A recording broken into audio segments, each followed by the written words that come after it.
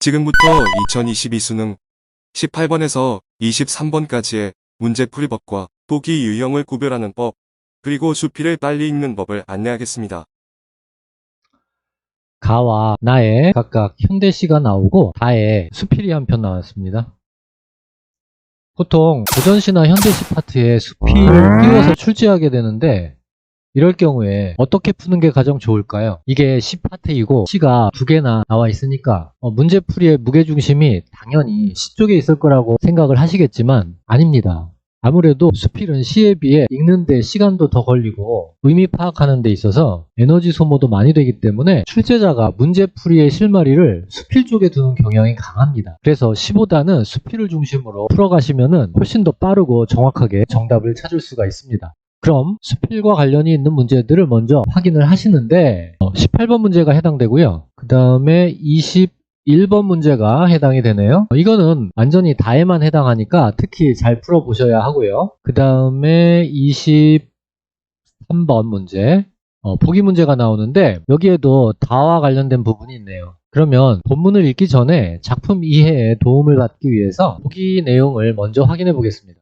문학적 표현에는 후현 대상을 그와 관련된 다른 관념이나 사물로 대신하여 나타내는 방법이 있다. 비유에 대한 설명이죠. 여기에는 사물의 속성으로 실체를 대신하거나 요게 비유 중에서도 환유법이라고 하는 거고요. 계속 보시면 대상의 한 부분으로 전체를 대신하는 것. 요거는 제유법이라고 하죠. 제유법. 이 환유법과 제유법을 합쳐서 제유법이라고 하기도 합니다. 근데 그건 중요한 게 아니고요. 더 이상 읽어도 마찬가지예요. 이거는 비유법의 표현 효과에 대한 설명이고요. 그러니까 이거 전체적으로 봤을 때 작품에 대한 설명이 아니라 그냥 문학 이론 내용이네요. 분명히 발문에서는 가나다를 감상한 내용으로 적절하지 않은 거 고르라는 문제인데 보기에서는 가나다에 대한 언급이 없어요. 그냥 비유에 대한 설명이 이어지고 있어요.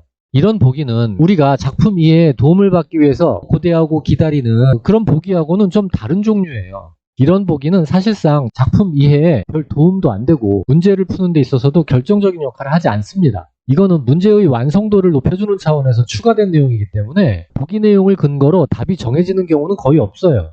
그렇기 때문에 여러분들이 보기 자체를 무시할 수는 없겠지만 읽어보다가 작품 내용과 크게 관련이 없는 얘기를 하고 있구나 하는 생각이 들면 그냥 무슨 얘기 하는지만 확인해 보시고 크게 신경 쓰실 필요는 없습니다. 보기를 봤으면 그 다음에 수필을 읽어봐야 하는데 그에 앞서 수필의 성질에 대해서 알아야 빨리 읽고 잘 이해할 수가 있기 때문에 수필에 대해 잠깐 생각해 봅시다. 필자가 수필을 왜 썼겠습니까? 자신이 경험한 것이나 어떤 대상에 대해서 관찰한 것 또는 사색한 것 이런 데에서 남들은 느끼지 못하는 거를 자기만 느꼈다고 생각을 해서 그것을 기록한 거 아니겠습니까? 그래서 수필에는 필자의 깨달음이라든가 지향점 같은 것들이 주제로 드러나게 되는데 이때 주제에 부합하는 내용과 부합하지 않는 내용이 대비적으로 표현이 됩니다. 그러다 보니 굉장히 이분법적인 사고방식을 가지고서 대조적으로 얘기하는 경향이 강해요. 그리고 지향하는 가치를 명확히 드러내기 위해서 예시나 비유를 많이 사용하고 비슷한 내용을 열거하는 표현법을 굉장히 자주 사용합니다. 다시 말해서 주제는 단순한데 그걸 드러내기 위해서 다양한 예시나 비유가 열거의 형식으로 나타나면서 내용이 길어지는 경향이 있다는 거죠. 그래서 우리는 수필을 읽으면서 일단 주제를 빨리 파악을 하고 그 주제에 부합하는 내용과 부합하지 않는 내용을 명확하게 인식할 수만 있으면 됩니다. 굳이 그렇게 꼼꼼하게 읽을 필요는 없다는 얘기예요. 자, 이제 작품을 보겠습니다. 첫 번째 문단은 온갖 꽃들이 찬란하게 피어있다. 향기가 코를 스친다. 일반적인 상황이죠? 근데 꼴배는 나가 낫을 가지고 와서 베어버린다. 그거에 대해서 나는, 여기 필자가 나오네요. 나는 한숨을 쉬며 탄식한다. 필자가 한숨을 쉬며 탄식한다는 걸로 봐서 뭔가 마음에 안 드는 상황이라는 거죠. 지금 여기에서 펼쳐지고 있는 이런 상황에 대해서 비판적인 태도를 취하고 있는 상황이라는 겁니다. 그리고 두 번째 문단에서는 여러 가지의 것들이 각기 그 자질에 따라서 고운 자태를 드러낸다. 자질에 따라 라는 말 이런 것들이 중요해 보이고요. 그 다음에 모란이 피어있고 해당화가 피어있는데 이것들이 어찌 공교함과 졸렬함에 다른 헤아림이 있었겠는가. 여기 서리법이 나왔잖아요. 우리가 수필에서 서리법을 종종 보게 되는데 이런 데서 나오는 서리법은요 대체로 필자가 자기가 말하고자 하는 바를 강조하기 위해서 의도적으로 표현법을 사용한 거잖아요. 그렇기 때문에 여기에는 필자의 목소리가 잘 드러난다고 볼 수가 있습니다. 그래서 다시 보면 모란과 해당화는 공교함이나 졸렬함에 있어서 헤아림이 있었겠는가? 헤아림이 없다. 공교함과 졸렬함? 이런 데 있어서 차이가 없다라는 얘기죠. 그 다음 중략 다음 부분. 그런데도 귀함이 저와 같고 천함이 이와 같아. 여기서 이제 대비가 나오고 있습니다. 귀함, 천함. 이걸 이런 식으로 표시를 해볼까요? 어떤 것은 부호가의 깊은 장막 안에서 눈앞에 봄바람을 지키고 그러면 깊은 장막 안. 이거는 귀함으로 연결이 되겠네요. 또 어떤 것은 짧은 낯을 든 어리석은 종의 소나기에서 종의 소나기. 이거는 천함이 되겠네요. 이렇게 연결이 되는 거예요. 이 어찌된 일인가? 뜨락은 사람이 가까이 있고 뜨락 가까이 있는 거니까 귀함. 교회의 땅.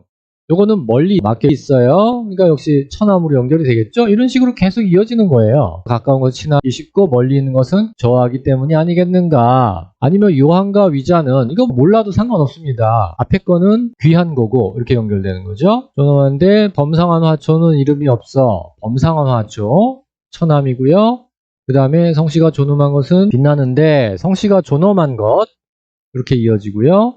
그 다음에 이름이 없는 것들 요거는 한 거죠. 먼 데서 이주해온 백성 같은 존재이기 때문인가. 그도 아니면 뿌리가 깊은 것은 역시 귀한 거죠. 종족이 번성한데 빽빽이 들어선 것들은 가늘고 작으며 높고 큰 것은 높은 자리에 있고 가늘고 작은 것들은 들판에 있기 때문인가. 이런 식으로 대비적으로 표현을 하고 있어요. 이거 하나하나 꼼꼼하게 읽을 필요는 없습니다. 그냥 일단 이런 식으로 짜여져 있구나 표시를 해놓고 문제를 풀다가 필요하면 와가지고 잠깐 확인하면 되는 것들이니까 이렇게 하시고요. 그래서 지금 이 문단에서는 귀함과 천함을 대비했고요. 그 다음에 마지막 문단 봅시다. 낳는 것은 하늘에 달려 있으나 영화롭게 하는 것은 인간에 달려 있대요. 여기에서는 하늘하고 인간을 대비하려고 하나 보네. 하늘은 사사로움이 없대요. 조화가 균일하대요.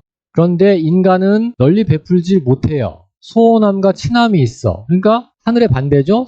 사사로움이 있고 조화가 균일하지 않다 하는 얘기야. 그래서 하늘과 인간이 서로 대비를 이루고 있는 상황입니다. 하늘이 이미 낳아주었는데 또 어찌 사람이 영화롭게 하고 영화롭지 못하게 한다고 원망하겠는가? 여기 서리법이 나오잖아요. 그렇다면은 이 하늘이 조화롭게 각기 그 자질에 따라서 낳아준 거, 그 자체로서 의미가 있는 건데 그걸 사람이 영화롭게 하고 영화롭지 못하게 하고 이렇게 한다는 거죠. 그걸 원망할 필요가 있겠는가? 그러니까 사람들이 어떻게 인식하느냐, 어떻게 대우하느냐 이런 건 중요하지 않다는 거예요. 하늘이 조화롭게 낳아준 거, 그 자체가 중요하다는 거죠. 그래서 나에게는 비록 감정이 있지만 풀에게는 감정이 없어요. 그렇기 때문에 그것이 소의 목구멍을 채우는 것과 나비로 하여금 다투어 찾도록 하는 것.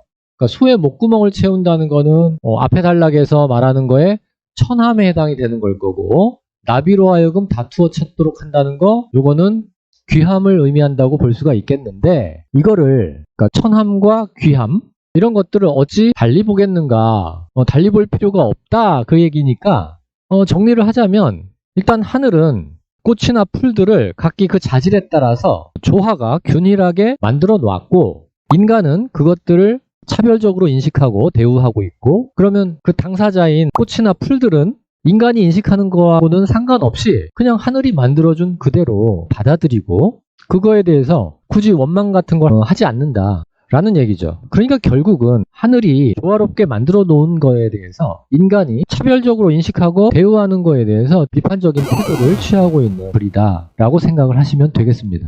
그렇게 다의 내용을 주제 중심으로 이해하고 문제를 보겠습니다. 자, 23번 문제에서 다에 해당이 되는 선지가 여기 4번하고 5번이네요. 4번을 보시면은 다에서 귀한 대우를 받는 삶, 그런 속성을 가진 부호가의 깊은 장막 여기까지는 맞네요. 그렇게 나타냄으로써 인간과 가까운 공간의 적막한 분위기 인간과 가까운 공간이라고 하는 건 어디 부분에 있었냐면 본문 확인 좀 해보세요. 뜨락이 사람 가까이에 있대요. 가까이에 있다는 거는 뜨락의 속성이고 이 뜨락은 귀함으로 장막 안으로 이렇게 연결이 되는 상황이잖아요. 그러니까 인간과 가까운 공간 적막한 분위기 갑자기 왜 적막하다는 얘기가 나오죠? 이건 해당되는 게 아니지 않습니까? 그래서 일단 이게 답일 가능성이 굉장히 높아 보이고요. 이 정도 되면 그냥 4번으로 답을 하고 넘어가셔도 상관은 없는데 우리가 이미 다 지문을 읽어서 내용을 거의 알고 있는 상황이기 때문에 다른 선지를 확인하는데 그렇게 시간이 많이 안 걸릴 거예요. 그렇기 때문에 그냥 정답 확인 차원으로 5번만 좀 같이 보시겠습니다. 다해서 풀의 가치를 소와 나비의 행위와 연관지어 나타냄으로써 하찮게 취급되는 풀과 귀하게 여겨지는 풀의 차이를 구체적 이미지로 보여준다. 그러니까 소와 나비의 행위라고 했으니까 여기에 마지막 부분 있죠? 여기 소의 목구멍을 채우는 거, 이건 천함이죠. 나비로 하여금 다투어 찾도록 하는 거, 이건 귀함이죠. 그러니까 이런 식으로 전자는 하찮게 취급되는 풀이고요. 그 다음 후자는 귀하게 여겨지는 풀이죠. 이거를 구체적으로 보여줬다. 너무 맞잖아. 5번은 너무 맞는 얘기고요. 5번과 비교해 봤을 때 4번이 너무 확실히 틀려 있지 않습니까? 그래서 우리는 답을 4번으로 하고 너무 확실한 답이 정해져 있기 때문에 1, 2, 3번은 보지 않으셔도 되겠습니다.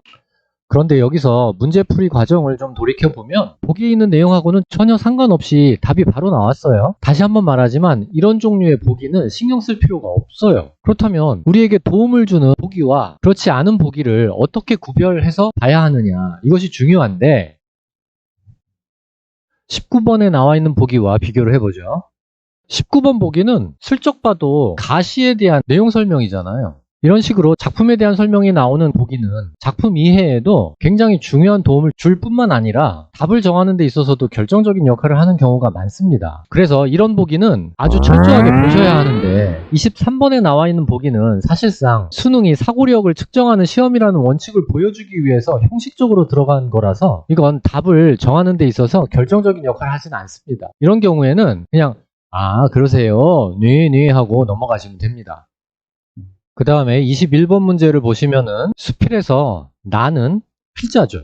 이 필자에 대한 이해로 적절한 것은 했어요. 이 문제는 필자의 가치관이 제대로 반영되었는지 찾아보시면 되는 건데 1번에 꽃의 공교함과 졸렬함을 판단할 때에는 꽃의 형체보다는 쓰임새 기준을 두어야 함을 강조한다. 쓰임새?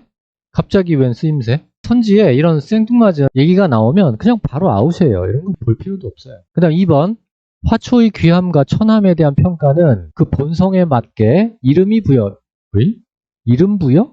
이런 것도 전혀 이름하고 관련된 얘기 없었습니다. 그냥 아웃이에요.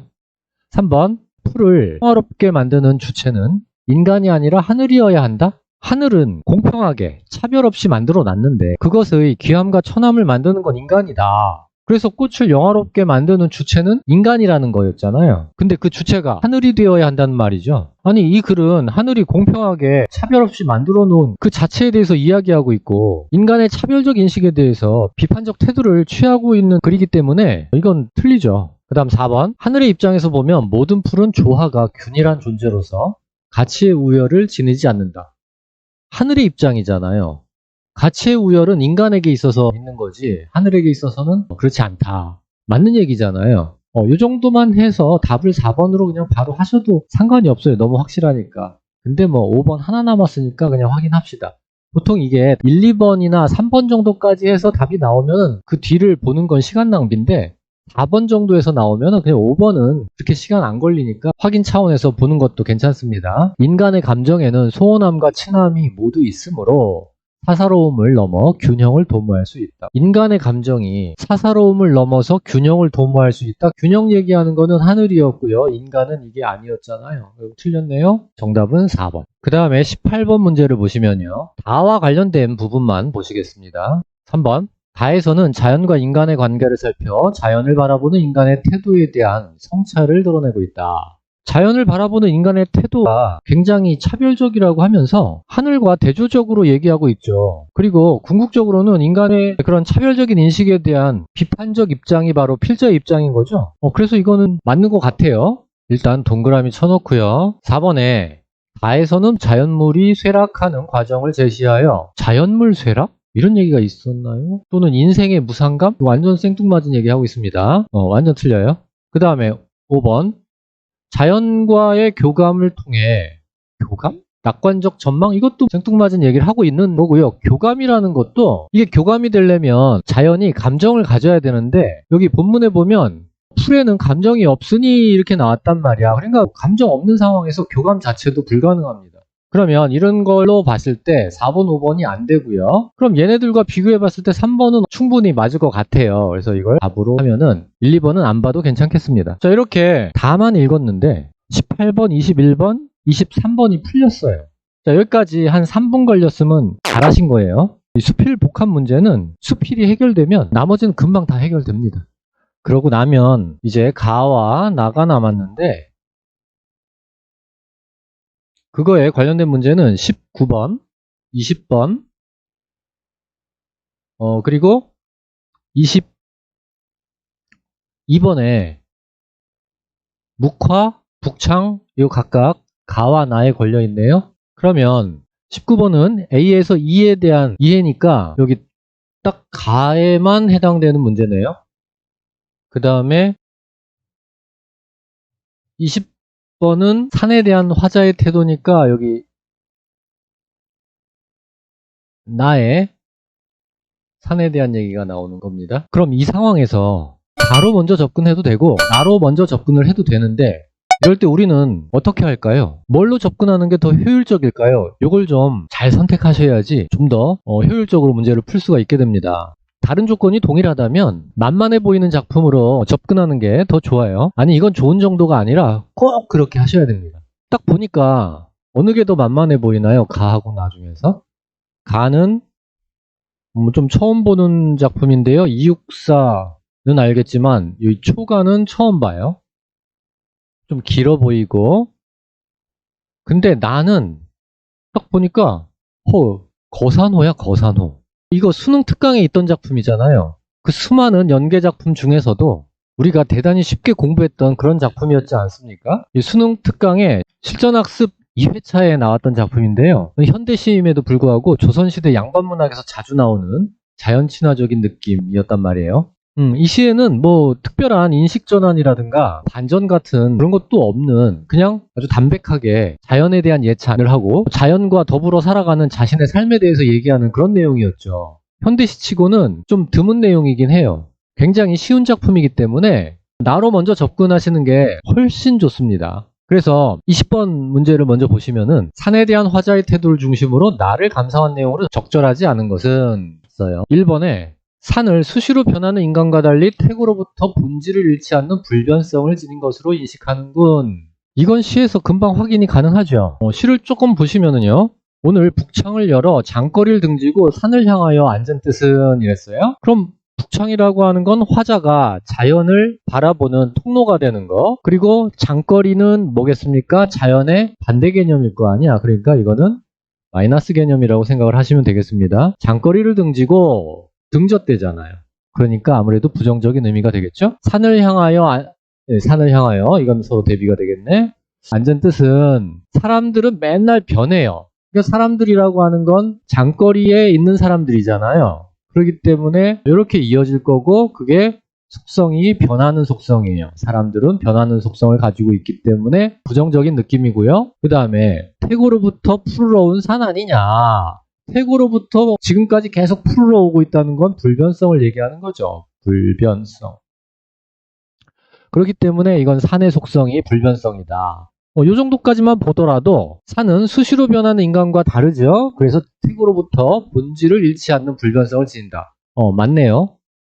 그 다음 2번. 산을 인간의 덕성을 표면화하는 데 집중하는 적극적 의지를 지닌 존재로 여기는군. 우리가 굳이 작품을 같이 안 보더라도 자연에 대한 예찬을 하고 있는 시라고 그랬죠. 그리고 자신이 그 속에서 살아가는 그런 삶에 대한 얘기였다고 그랬어요. 그럼 거기에 적극적인 의지가 있을 만한 요소가 없어요. 적극적 의지라는 건 어떤 어려움이 있을 때 그걸 이겨내기 위한 다짐 이런 거일 때나 나타나는 표현인데 산이 무슨 적극적인 의지를 지니고 있다라고 하는 거는 뭐 문장 자체가 성립하기가 어려운 문장입니다. 그래서 일단 2번이 바로 답으로 잡히고요. 어느 정도 확실합니다. 그래서 2번에서 답이 잡히면은 3, 4, 5번을 굳이 볼 필요 없어요. 이런 거 보는 거 시간 낭비예요. 확신을 가질 수 있는 정도의 선지잖아요. 이게 약간 긴가민가 하면은 물론 3, 4, 5번을 마저 보긴 해야 되는데 이 정도면은 100%의 느낌은 안 오더라도 한 70% 정도의 느낌만 오면 그게 거의 대부분 답이에요. 혹시나 답이 안 될지도 모른다는 걱정 때문에 나머지 것들을 계속 보려고 하지 마십시오. 이런 것들이 계속 쌓이고 쌓이다 보면은 다 보고 풀었을 때와 이렇게 넘어가면서 풀었을 때 시간 차이가 어마어마하게 납니다. 물론 그렇게 풀면은 혹시라도 한두 문제 정도는 더 틀릴 수는 있어요. 그렇지만 한두 문제가 중요한 게 아니잖아요. 빨리 풀어서 시간 모자라서 못 푸는 문제가 없어야지 정상적인 점수가 나올 테니까 그런 거에 초점을 맞춰서 풀어가셔야 됩니다. 그 다음 22번 문제. 가에 묵화가 있고 나에 북창이 있습니다. 앞에서 나를 먼저 봤으니까 나에 있는 북창과 관련된 내용으로 선지를 보시면은요. 1번 나에서는 북창에서 바라본 산의 품에 주목하여 산이 주는 아늑한 분위기를 드러낸다. 시에 아늑한 분위기라는 표현은 나와 있지는 않습니다만은 어쨌든 산이 지금 긍정적인 대상이고 아늑하다는 거는 역시 긍정적인 표현이잖아요. 긍정적 대상에 대해서 긍정적 표현을 한 것으로 봐서 크게 틀려 보이지는 않습니다. 그래서 만약에 북창에 대한 것만 물어보는 문제였다면 1번만 보고도 답이 정해지겠지만은 이 문제는 가에 있는 묵화에 대한 설명까지 적절해야 하기 때문에 나머지 선지들 중에서 북창에 대한 설명이 적절한 게 더 있을 수도 있잖아요. 그래서 나머지 선지들을 모두 확인을 해봐야 됩니다. 2번을 보시면은 나에서 북창은 저승의 밤이 의미하는 절망적 상황에 대응된다. 아까 북창은 화자와 자연을 이어주는 매개 역할을 하는 대상이었습니다. 긍정적인 의미였는데 이게 절망적 상황에 대응된다 하면은 적절하지 않죠? 일단 여기 틀렸어요. 그 다음에 3번에 나에서 북창을 오늘 열었다고 한 것은 산에 대한 화자의 인식이 변화되는 시점. 인식 변화 이런 거 아니에요. 처음부터 끝까지 산에 대한 예찬과 거기에서의 만족감 이런 것들을 얘기하고 있는 거기 때문에 해당 없고요. 그 다음에 4번에서 나에서 북창을 열어 산을 보고 있다는 것은 선망하는 세계와 분리된 이미지? 자기가 선망하는 세계가 산인데 거기하고 분리됐다. 이거 틀리잖아요. 그 다음에 5번 나에서 북창을 통해 본 보옥에 대한 안타까움의 정서. 시 전체적으로 만족감을 느끼고 있는 시기 때문에 안타까움 이런 게 끼어들 부분이 없어요. 이런 건 그냥 다 틀리는 거예요. 그리고 굳이 이렇게 세세하게 따질 필요가 없습니다. 그러면 가를 안 보더라도 나에서 맞는 거는 1번밖에 없잖아요. 그러니까 이건 바로 1번이 답이 되는 거예요. 그 다음에 마지막으로 19번 문제를 풀어보겠습니다. 19번은 가시에 딸려있는 문제죠. 보기 문제니까 보기부터 확인을 해보면은요. 보기가 나와 있을 때에는 보통 보기 내용만 가지고도 바로 선지에서 오답을 걸러내고 심지어 정답까지 찾아낼 수도 있어요. 그런데 현대문학의 경우는 표현법에 따라서는 그 표면적으로 나타난 표현이 우리가 추측하는 그런 정도의 의미를 넘어서서 좀 다른 의도로 표현되는 경우도 종종 있기 때문에 작품을 확인 안 하고 보기와 선지만으로 답을 해버리면 틀릴 확률이 조금 높습니다. 그렇기 때문에 웬만하면 작품에서 확인을 해보는 게 좋은데요. 보기를 먼저 보시면은 이육사는 초가를 발표하면서 유폐된 지역에서라고 창작 장소를 밝혔다. 유폐되었다는 걸로 봐서 좀 부정적인 상황을 얘기하는 것 같아요. 부정적인 상황 속에서 작품을 창작했다. 그러니까 이곳에서 그는 오래전에 떠나온 고향을 떠올려서 시로 형상화했다. 그러니까 고향을 떠올린다, 과거 회상을 한다는 얘기죠. 그 다음에 계절의 흐름에 따라서 낭만적인 봄에서 비극적인 겨울로 시상을 전개하여 악화되어가는 일제강점기의 현실을 묘사했다. 이런 포인트를 잡아 놓으시고요. 자, 이걸 다시 생각을 해보면 현재의 부정적인 상황 나오고 그 다음에 그 상황에서 고향을 회상하는 과거 상황이 나온다는 거죠. 그리고 그 과거 속에서 낭만적인 봄은 일제 치하 이전이거나 아니면 초기 상황일 수도 있고요. 그 다음에 비극적인 겨울이라고 하는 거는 일제 탄압이 심해지던 그런 상황을 얘기하는 거겠죠. 그래서 보통 이 작품은 일반적인 일제강점기 작품과는 좀 다른 느낌인데 일제강점기 작품들이 일반적으로 부정적 현실을 겨울에 빗대고 희망찬 미래를 봄에 빗대어서 겨울에서 봄으로의 계절적 배경을 바탕으로 시상이 전개되는 것과는 다르게 이 작품에서는 낭만적인 봄에서 비극적인 겨울로 계절의 흐름이 표현된다는 특징이 있어요. 아무튼 보기 내용을 근거로 작품을 확인해 보면 여기 1연이 회상을 하고 있는 현재 상황을 말하는 거고 2연부터 끝까지 여기는 회상 속 과거 상황을 나타내는 거고요. 그 다음에 그 과거 속에서도 2연, 3연이 봄을 나타내고 4, 5, 6연이 겨울을 의미하는 걸로 이해할 수가 있어요. 물론 시험 상황에서 시를 이렇게까지 이해하기는 어렵기 때문에 선지를 먼저 보면서 작품은 필요한 만큼만 확인하고 이해하는 시도를 하셔야 합니다. 지금은 설명을 위해서 작품을 먼저 봤지만 여러분은 가능하면 선지 먼저 보고 보기에 근거해서 오답을 먼저 제거한 후에 유력 선지가 어느 정도 정해지면 그걸 작품에서 확인하는 방식으로 풀어가시기를 권합니다. 선지를 보시면은요. 1번 돌담 울에 둘러싸인 산기슭을 묘사하여 화자가 고향을 회상하는 장소의 분위기를 나타내고 있다. 여기 구겨진 하늘이 뭐 어쩌고저쩌고 하는 거 보니까 부정적인 상황을 얘기하는 것 같으니까 크게 틀려 보이진 않습니다. 뭐 고향을 회상하고 있는 현재 상황이 부정적이라고 했었잖아요. 이 정도면 맞고요. 2번 B부분이 봄날의 보리밭 풍경을 제시하여 화자가 떠올리는 고향의 모습을 형상화하고 있다.